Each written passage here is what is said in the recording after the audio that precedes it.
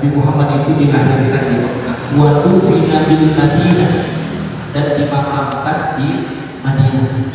Ini wajiban kita.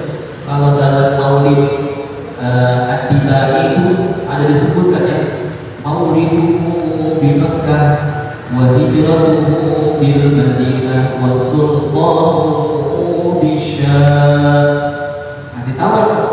Jadi kitab-kitab Maulid pun memang memberikan pelajaran kepada kita bagaimana Nabi kita Muhammad SAW. Karena ini juga bagian daripada yang wajib hukumnya diajarkan kepada si anak. Jadi mesti itu, walaupun hanya secara ijmali, hanya secara umum saja. Tapi kalau kita punya pengetahuan tentang Nabi kita Muhammad SAW secara tafsir, maka wajib juga kita perkenalkan, kita ajarkan kepada anak-anak kita bagaimana Nabi kita Muhammad SAW punya akhlak, punya kebiasaan dan lain sebagainya. Ini kewajiban karena Nabi kita Muhammad SAW adalah yang membawa syariat sholat itu sendiri. Dari Allah Subhanahu wa Ta'ala. Di sini dikasih keterangan Pak tambahan.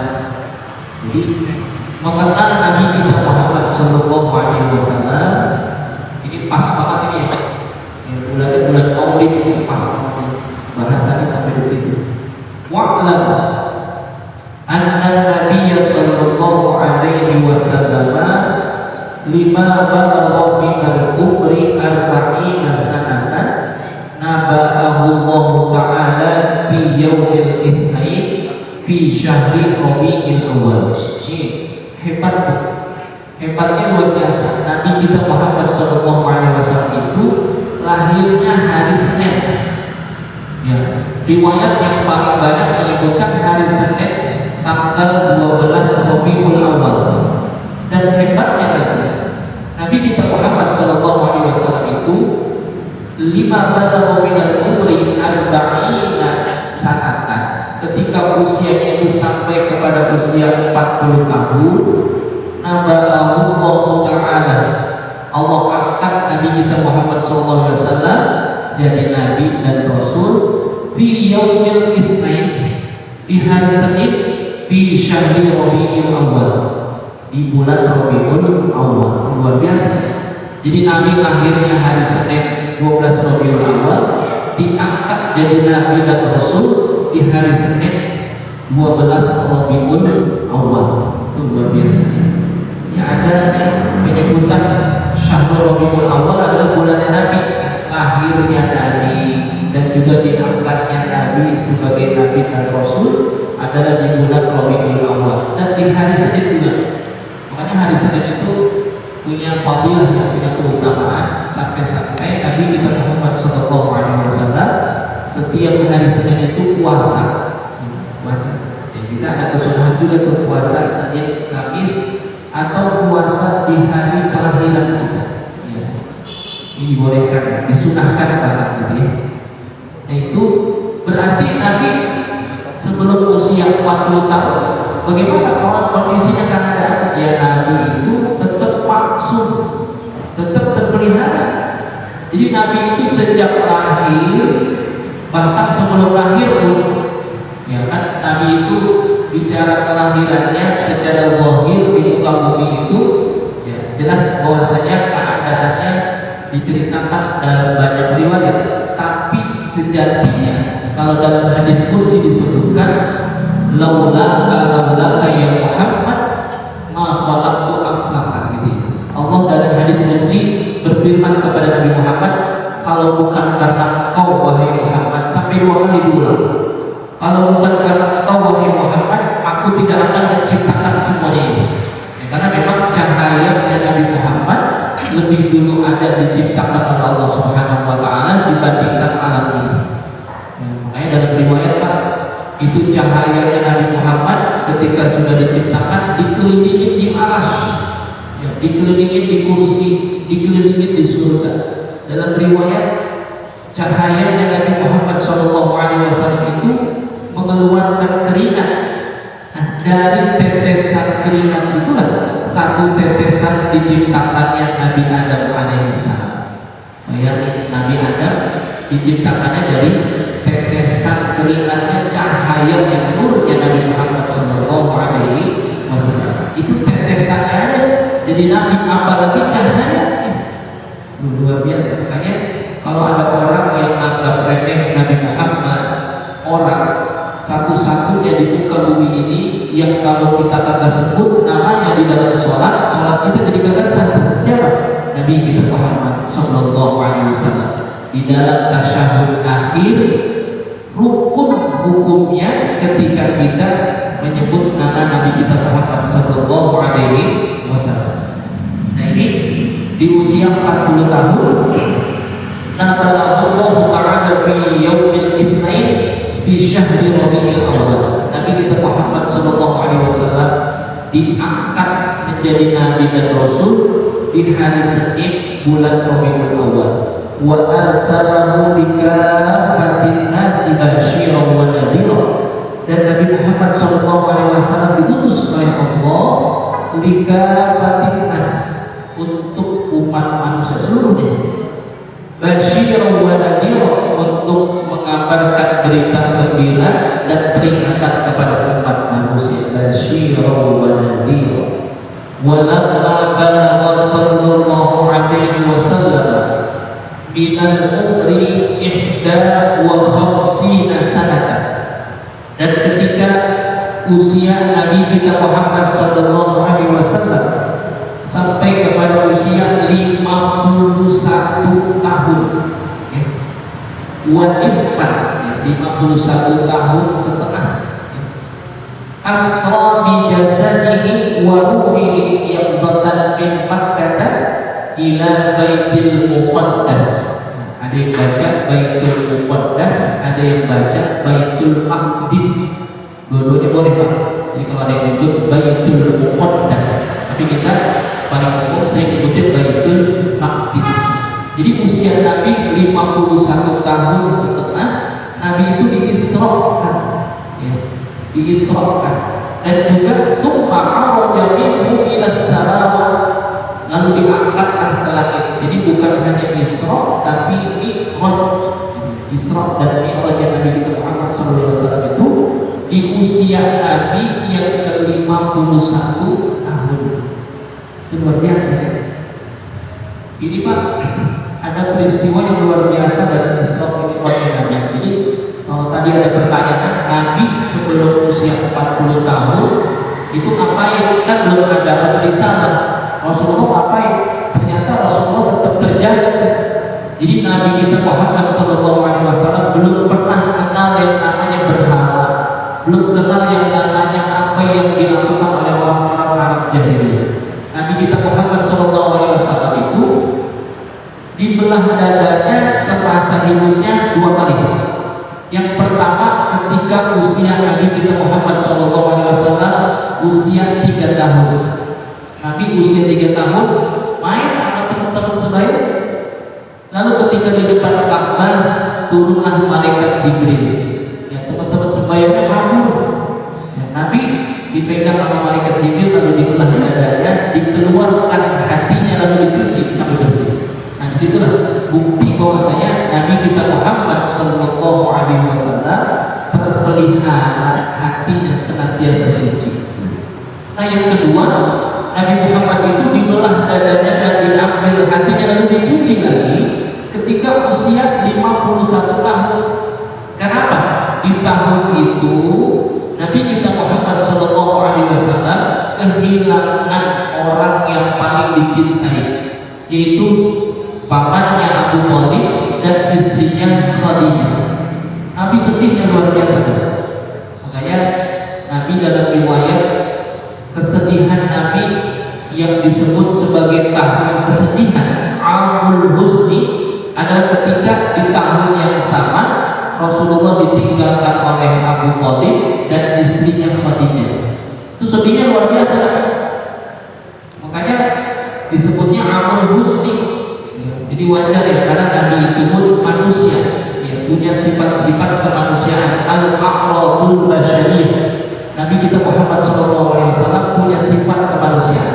ditinggalin sama orang yang disayang, Nabi sedih. Sedihnya luar biasa apa itu.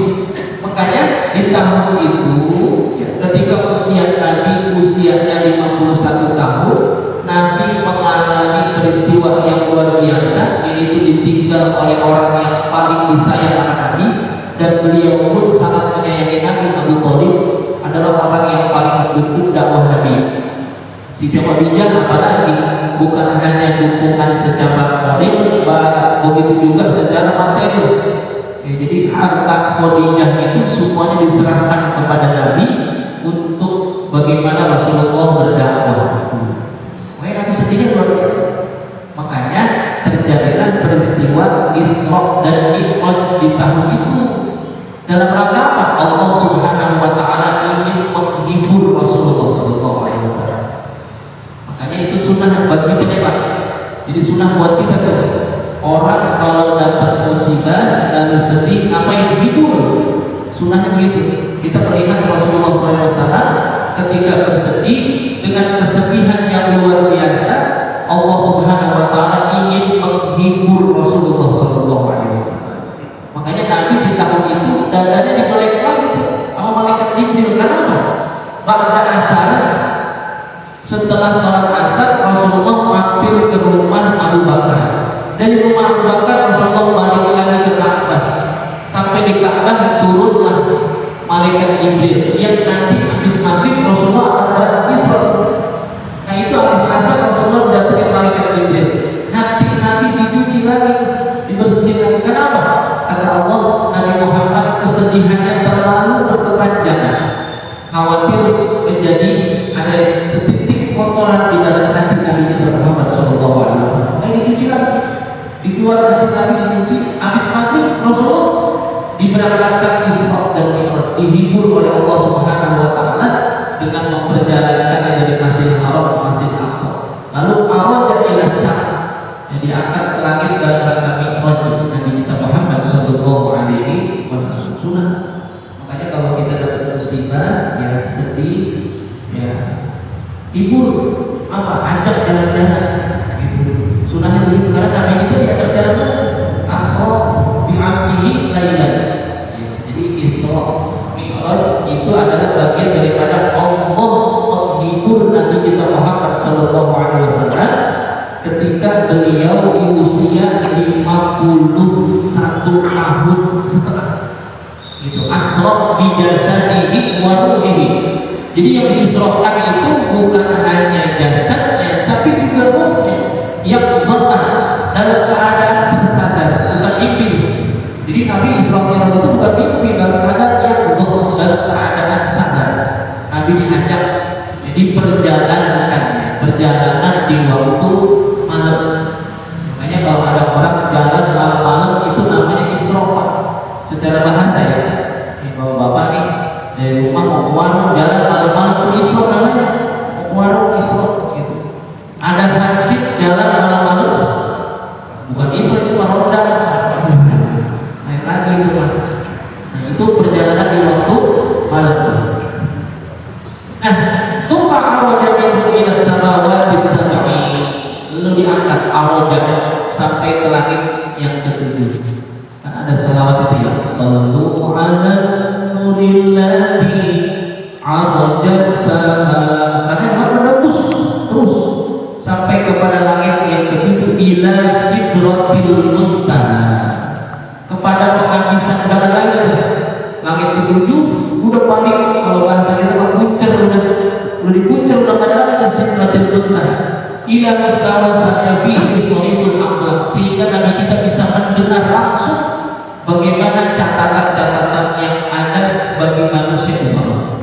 Ila al-'arsy, sampai ke arsy Nabi kita Muhammad sallallahu alaihi wasallam.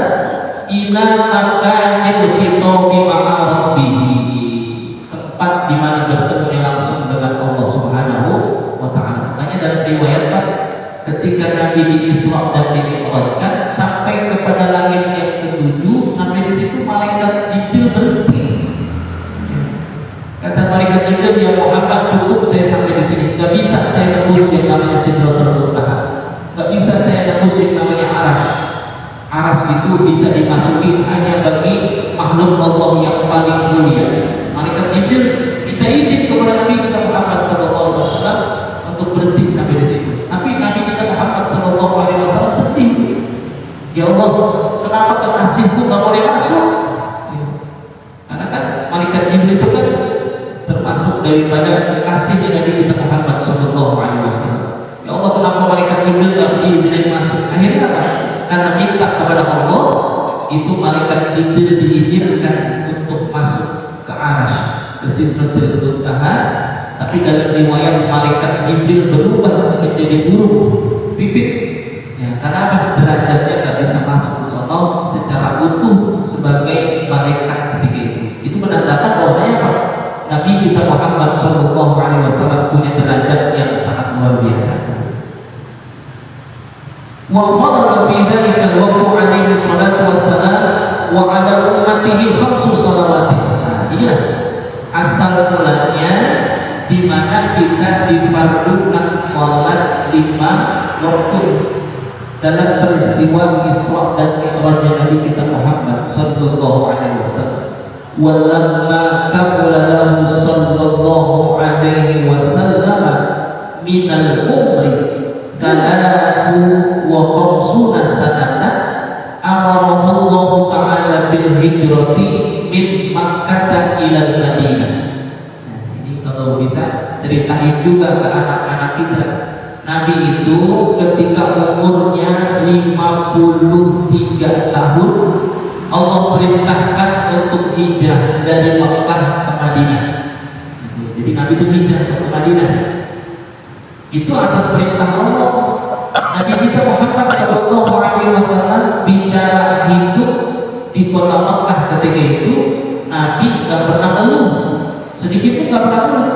Walaupun di Makkah Nabi disiksa, dihujat, difitnah, serangan yang luar biasa kepada Nabi kita Muhammad SAW itu sangat luar biasa, tapi Nabi tidak pernah mengeluh. Cuma karena memang Nabi sayang sama umat ketika itu, maka Nabi diperintahkan untuk hijrah, maka hijrah ke Madinah itu.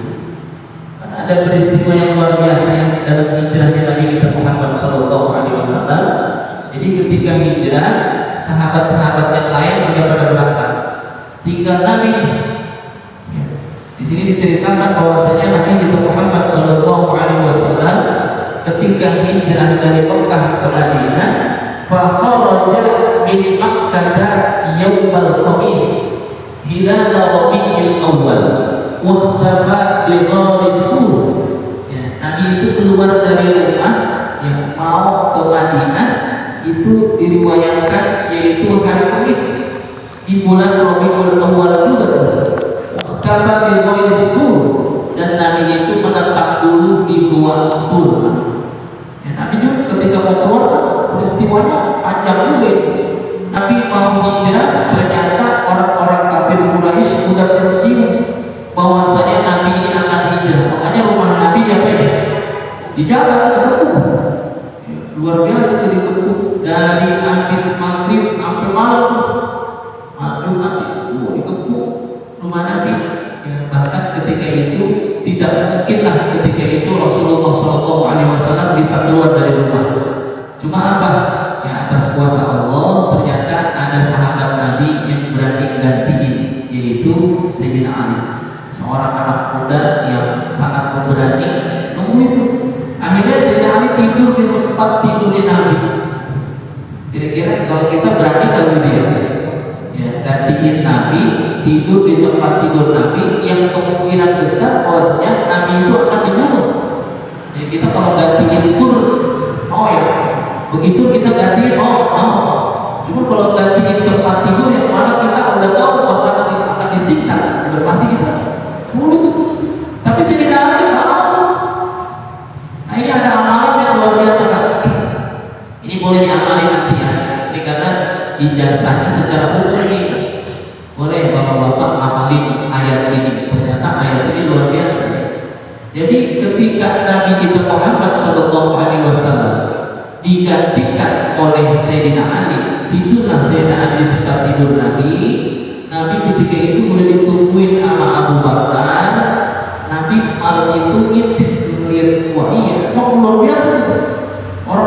Quraisy sudah mengepung. Tapi apa?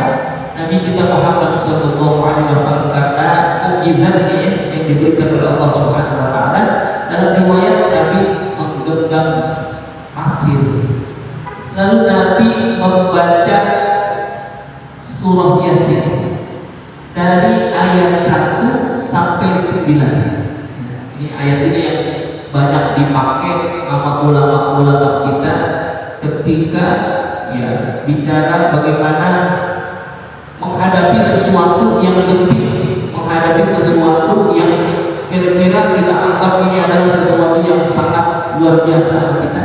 Ini boleh kita baca Pak, bahwasanya ayat 1 sampai 9. Karena surah Yasin itu kan sebetulnya bicara tentang Nabi kita Muhammad SAW. Jadi dalam tafsir disebutkan Yasin itu adalah nama Nabi, nama Nabi kita Muhammad. Yasin wal Qur'anil Hakim innaka laminal mursalin. Karena ketika turunnya surah Yasin, Nabi kita Muhammad SAW itu dianggap oleh orang-orang kafir Quraisy bukan sebagai nabi. Orang-orang Quraisy tidak dikatakan itu nabi. Makanya innaka laminal mursalin. Allah sebutkan sesungguhnya kau betul-betul adalah seorang rasul. Yasin. Kita ada salawat ya. Salatullah salamullah ala Toha Rasulillah. Salatullah salamullah ala Yasin Habibillah. Itu salah satu bukti bahwa Yasin itu adalah nama Nabi kita Muhammad SAW. Makanya kata ulama, Nabi itu punya nama kurang lebih hampir 100 nama Nabi. Nabi itu namanya hampir 100. Toha nama Nabi, Yasin nama Nabi, Mustafa nama Nabi, banyak banget nama Nabi. Makanya salah satunya surah Yasin itu punya fadilah. Ketika kita lagi menghadapi sesuatu yang sangat penting, yang sangat genting, itu penting apa kita baca tuh surah Yasin ayat 1 sampai 9. Dan utamanya di ayat 9. Dalam riwayat Nabi ketika baca ayat 9, wa ja'alna min baini aydihim saddan wa min khalfihim saddan fa aghshaynahum fahum la yubsirun. Nabi itu ketika melemparkan pasir ke hadapan orang-orang kafir Quraisy yang mengepung rumah Nabi, di ayat 9 ditekankan Nabi wa ja'alna min baini aydihim saddan wa min khalfihim saddan fa aghshaynahum fahum la yubsirun. Ya Allah, jadikan di antara mereka saddan, dinding ketutup, sehingga Nabi keluar dari rumah ketika itu orang-orang kafir Quraisy tidak lihat. Wa ja'alna min baini aydihim saddan wa min khalfihim saddan. Di depan, di belakang mereka seperti ada dinding. Wa ja'alnahum la yubsirun. Mereka tidak lihat orang-orang kafir Quraisy ketika Nabi keluar. Luar biasa. Boleh baca Pak ayat ini, tapi jangan disalahgunakan ya ayat. Kita ada yang gunain lagi. Wa ja'alna min baini aydihim saddan wa min khalfihim saddan fa aghshaynahum fahum la yubsirun. Dibacain di depan bini. Dia mempunyai mancing biar gak ketahuan bininya. Wa ja'alna min baini aydihim saddan wa min khalfihim saddan fa aghshaynahum fahum la yubsirun. Jangan disalahgunain. Betul ketahuan bini baca ayat ini dan jangan. Ini ayat ini diajarkan oleh ulama dalam keadaan ketika kita menghadapi sesuatu yang sangat penting sama kita. Baca tuh ayat 1 sampai 9, kita niatkan karena Allah, Allah berikan pertolongan kepada kita. Nabi kita Muhammad SAW bisa keluar dari rumah dan bisa sampai ke Gua Thur. Memang perintahnya begitu Pak. Enggak langsung ke Madinah, karena kalau langsung ke Madinah sudah pasti akan tercium oleh orang-orang kafir Quraisy dan Nabi Muhammad bisa tetap. Makanya masuk dulu tuh ke Gua Thur. Ya, selama berapa? 3 malam di Gua Thur, 3 malam dulu. Dan ketika masuk ke dalam Gua Thur, ternyata ini ada hikmah yang luar biasa ketika Abu Bakar masuk duluan ke Gua Thur. Abu Bakar masuk ke dalam Gua Thur, gak mau Nabi duluan yang masuk karena khawatir di dalam Gua Thur ada sesuatu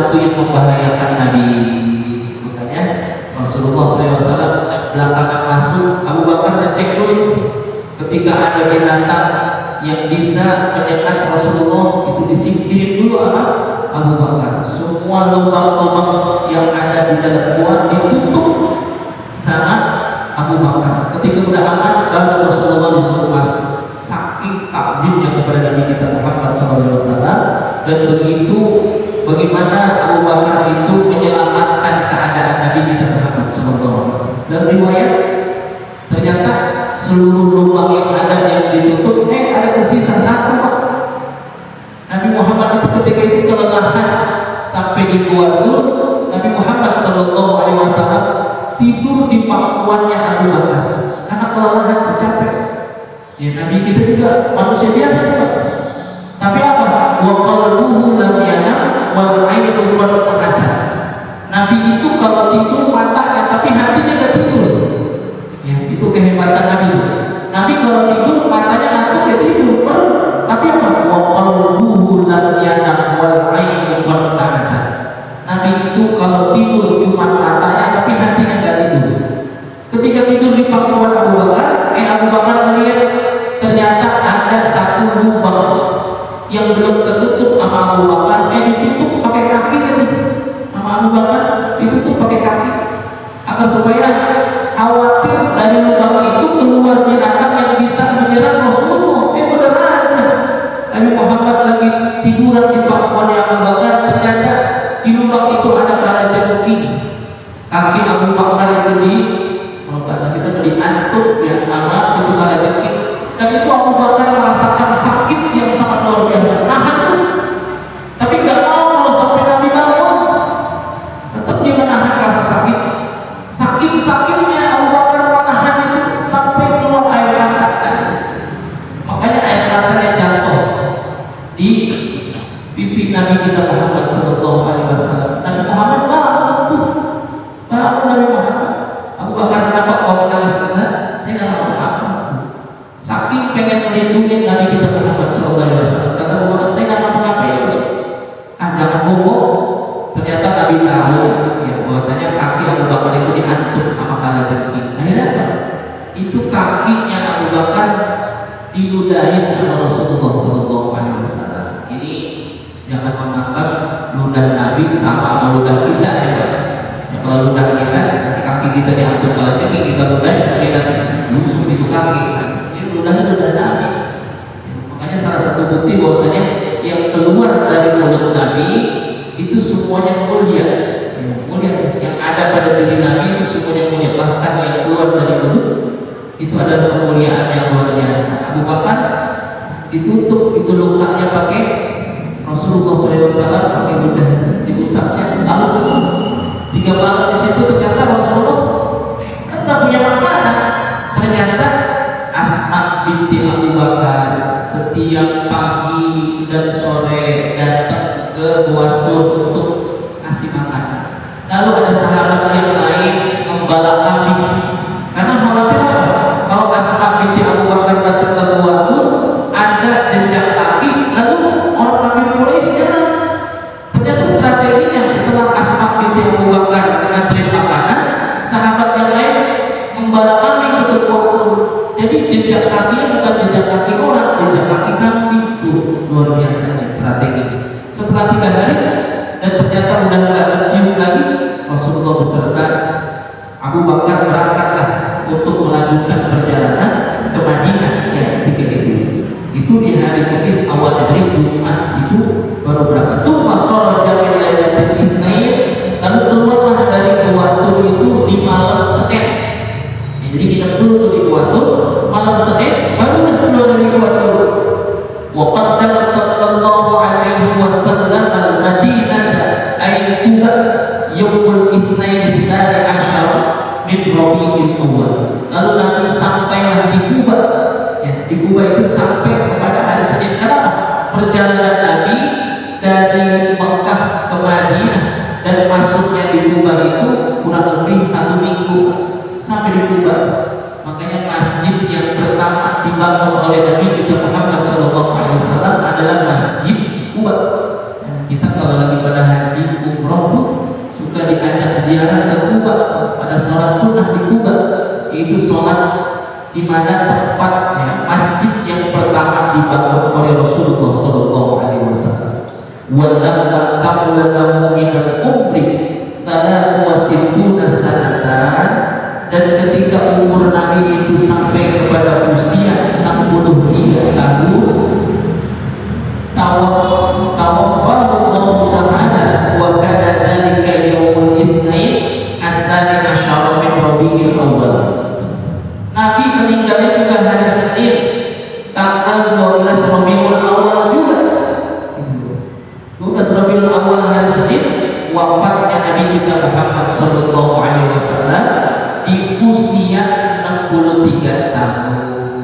Ini jadi ukuran yang bagi umatnya Nabi Muhammad. Makanya Nabi mengatakan umur umatku baina sittin wa sab'in. Umur umatku itu antara 70 dan 80 tahun. Nabi 63 tahun jadi ukuran.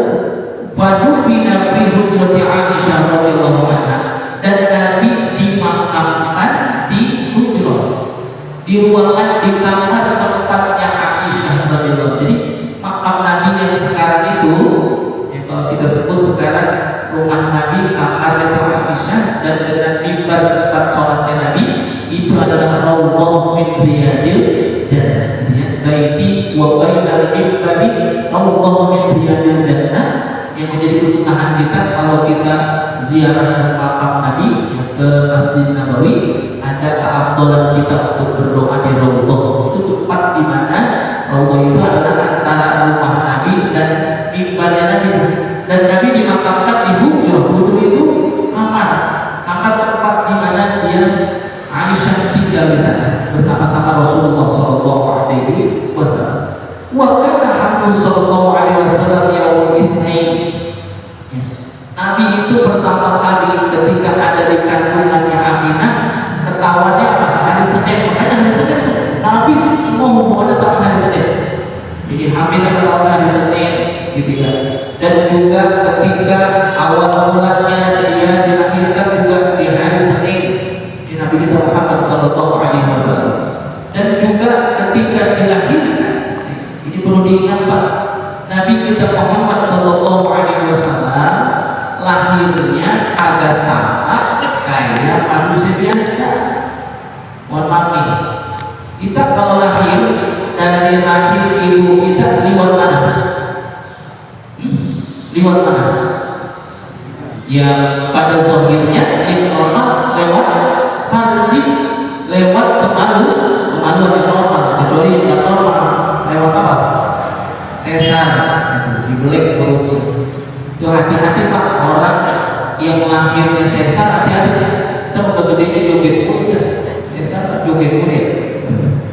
Nah ini Nabi kita Muhammad sallallahu alaihi wasallam disebutkan bahwasanya Nabi kita Muhammad sallallahu alaihi wasallam lam yulad minal farji. Nabi kita Muhammad sallallahu alaihi wasallam itu tidak dilahirkan lewat farji, tidak lewat kemaluan. Perlu dipahami, Nabi itu waktu lahir tidak lewat kemaluannya Siti Aminah, tidak. Lam yulad minal farji, bal min mahalli futiha fawqal farji wa tahta surati. Dalam riwayat Nabi itu lahir dari atas kemaluan dan di bawah pusar terbuka perutnya Aminah ketika itu, lalu keluar Rasulullah Sallallahu Alaihi Wasallam. Ini ingin menandakan bahwasanya Nabi itu dan para Nabi yang lainnya ternyata bukan hanya Nabi kita Muhammad yang keluarnya dari pada tahta surah wa farji. Di sini disebutkan bahwa seluruh wa kullu minal anbiya'i, seluruh nabi lahirnya dari situ, kecuali Nabi kita Muhammad sallallahu alaihi wasallam jadi agak ke kiri sedikit dari perut Aminah. Ingin menunjukkan bahwasanya Rasulullah dan nabi-nabi yang mulia itu keluarnya bukan dari kemaluan, tapi keluarnya dari lubang yang ketika itu terbuka. Wa amma nabiyuna Muhammad sallallahu alaihi wasallam fa mauludu minal khasiratil yusra tahta dulu'i thumma ta'amma. Jadi di bawah tulang rusuk yang di sini itu perut Aminah dalam keadaan usia kandungan 9 bulan 10 hari, Allah izinkan terbuka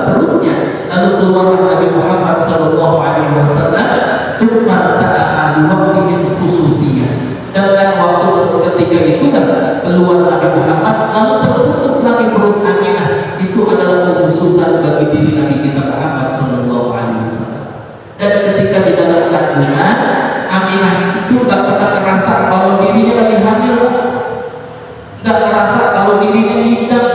Beda kayak orang kita, kalau hamil ada yang diminta. Bahkan Siti Aminah tuh nggak ngerasa kalau lagi hamil, nggak ngerasa berat, nggak ngerasa pusing, nggak ngerasa males dan sebagainya. Dan setiap bulan ketika hamil dalam kandungan, yang datang kepada Siti Aminah itu siapa? Nabi Adam, Nabi Nuh, Nabi Ibrahim, Nabi Sulaiman, itu datang kepada Aminah. Wahai Aminah, yang ada dalam kandunganmu itu adalah Sayyidul Anbiya wal Mursalin. Nanti kalau lahir kasih nama dia Muhammad. Makanya begitu mulianya Nabi kita Muhammad sallallahu alaihi wasallam. Dan kemuliaan ini ada kewajiban alal abai taklimu. Ngapain? Ngajarin anak-anak kita, kasih tahu kalau Nabi Muhammad sallallahu alaihi wasallam adalah nabi yang mulia. Minimal kita kasih tahu dia Nabi Muhammad lahir di Mekah, dimakami di Madinah. Tapi kalau kita tahu ceritanya secara terperinci, itu lebih bagus lagi. Kita ceritain kisah-kisah Nabi kita Muhammad sallallahu alaihi wasallam, bagian daripada penguatan keimanan kepada Nabi kita Muhammad sallallahu alaihi wasallam. Faslu syurutis sholati khamsatun. Insyaallah kita lanjut lagi. Allah subhanahu wa ta'ala a'lamu. Ila hadratin Nabi al-Fatihah. A'udzu billahi minasyaitonir rajim. Bismillahirrahmanirrahim. Alhamdulillahirabbil alamin. Arrahmanir rahim. Maliki yaumiddin. Iyyaka na'budu wa iyyaka nasta'in. Ihdinas siratal mustaqim. Shiratal ladzina an'amta 'alaihim ghairil maghdubi 'alaihim waladdallin. Bismillahirrahmanirrahim. Alhamdulillahirabbil alamin. Allahumma shalli 'ala sayyidina Muhammad wa 'ala ali sayyidina Muhammad. Allahumma iftah 'alaina futuhal 'arifin wa faqihna fid din waj'alna minal ulama'il 'amilin wal awliya'i mutasabbihin wa la udwana illa 'alal zalimin bi rahmatika ya arhamar rahimin. Allahumma inna nas'aluka 'ilman nafi'an wa 'amalan shalihan wa rizqan halalan wa khairan katsiran bi rahmatika ya arhamar rahimin. Allahumma atina bil ilmi wa zayyinna bil hilmi wa atina bil taqwa wa jammilna bil afiyah. Allahumma ij'alna Rabbana atina fid dunya hasanah wa fil akhirati hasanah wa qina adzabannar. Walhamdulillahi rabbil alamin. Terima kasih. Wallahu muwaffiq ila aqwamit thoriq. Assalamualaikum warahmatullahi wabarakatuh.